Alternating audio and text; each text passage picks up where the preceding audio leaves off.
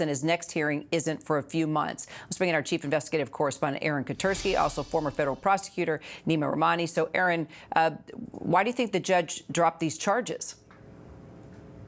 The judge said there was just insufficient evidence to believe that Luigi Mangione intended to send a message to the wider American public, killing Brian Thompson as an act of terrorism. He said there was evidence that Mangione killed Thompson in a premeditated fashion, intended to kill Thompson, thought about it, planned ahead, but did not necessarily have the evidence to show that he meant to do it in a terroristic way. In other words, to send a wider message to move a civilian population in a particular direction. Prosecutors certainly think they have the evidence, given some of Mangione's writings that they said were contained in a diary seized from him when he was arrested. But the defense had said that those writings were never actually shared with anyone. They were stuffed in his backpack.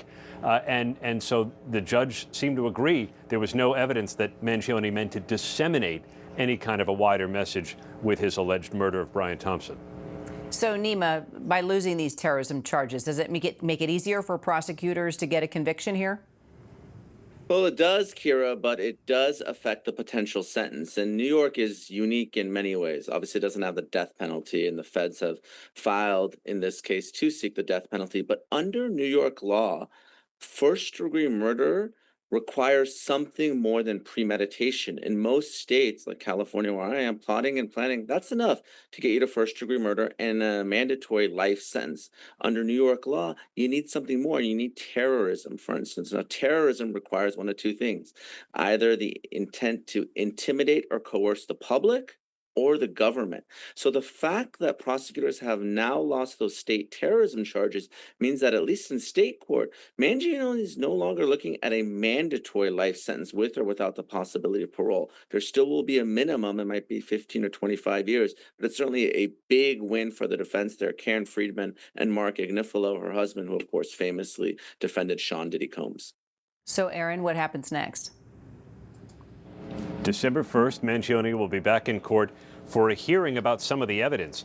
The defense says the backpack that was taken from Mangione, that police said contained his writings and a fake ID, even the murder weapon, were taken improperly. The defense says the police in Altoona, Pennsylvania, where you'll remember he was arrested at a McDonald's, never had a warrant. So they say that all the evidence taken from Mangione during his arrest should be suppressed, not allowed to be used by prosecutors. We'll see how that goes, but that's the next time we'll see Mangione in a courtroom. In the meantime, after pleading not guilty to the charges against him that do remain, he's being held without bail.